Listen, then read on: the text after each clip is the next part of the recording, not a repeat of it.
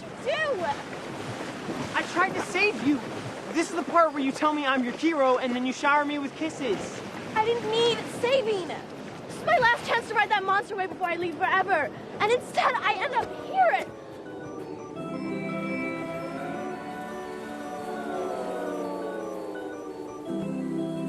Brady. Yeah? Brady. Yeah? Sunshine and sweet harmonies, time to play. Teen Beach Movie follows two young surfers who are swept away by a huge wave, finding themselves acting out a real-life version of the 1960s film Wet Side Story. Please tell me this isn't... Wet Side Story!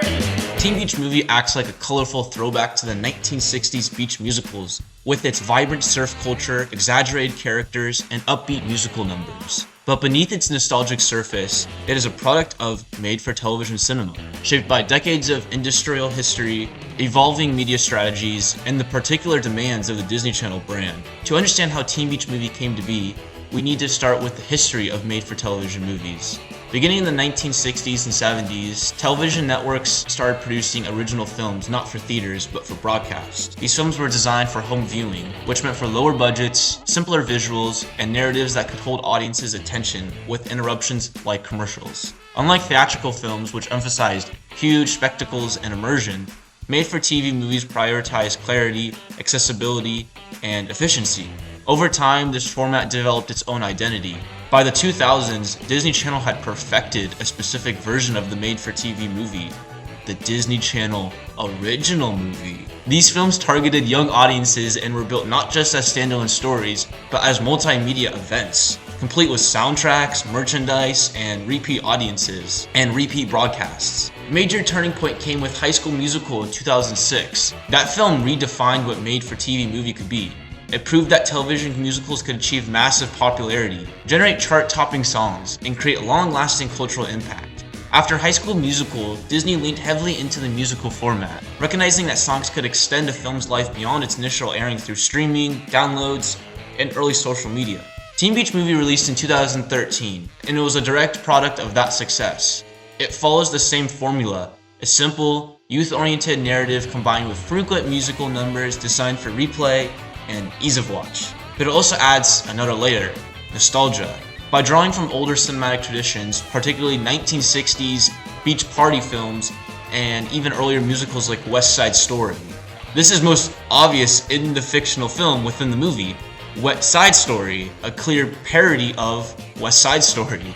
The pun itself signals the film's strategy.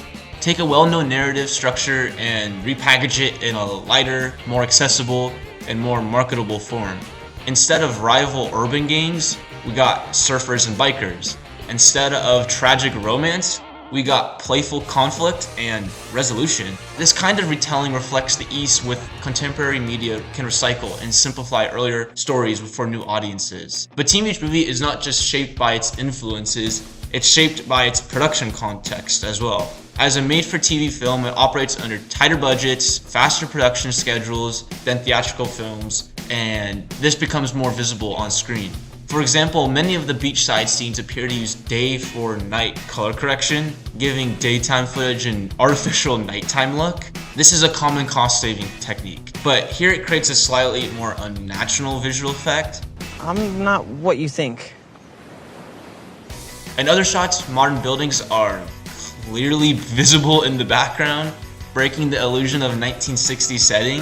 The surfing footage itself sometimes resembles action camera material, similar to early GoPro style videos, suggesting a reliance on lightweight, inexpensive filming methods. The film also makes use of relatively simple CGI, particularly in environmental effects, which lacks the polish of big budget productions. Editing choices further reflect these constraints. At times, the film quickly moves through moments that feel like imperfect takes, prioritizing speed and energy over precision. Then your hair.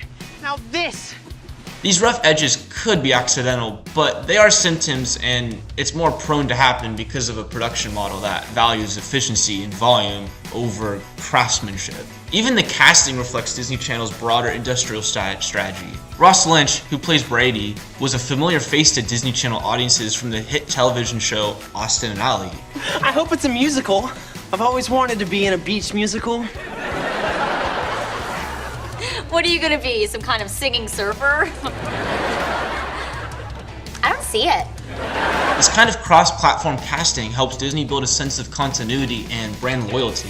Audiences are not just watching a new character, they're watching a performer they already recognize and associate with the Disney Channel brand, someone they feel comfortable with watching. All of these elements, visual shortcuts, familiar actors, simplified narratives, and musical repetition work together to create a film that is perfectly suited for its distribution. Because Teen Beach Movie was made for television, it does not need to compete with theatrical films for the visual spectacle. Instead, it succeeds by being engaging, recognizable, and easily consumable. Its structure also supports repeat viewing. Musical numbers can be revisited independently, the plot is easy to follow, and the bright stylized visuals hold attention even in casual viewing environments. In this sense, the film is designed not just to be watched once, but can be replayed and shared. You need to use my phone? Ultimately, Teen Beach Movie demonstrates how non-theatrical cinema has evolved into a distinct and highly strategic form.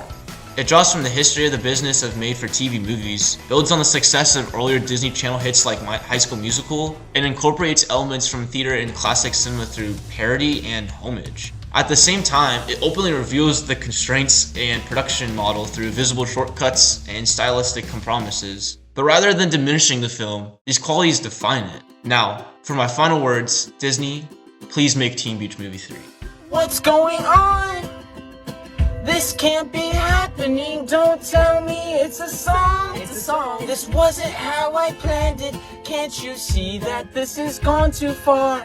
Please just pause the DVR. Someone, won't you make it stop?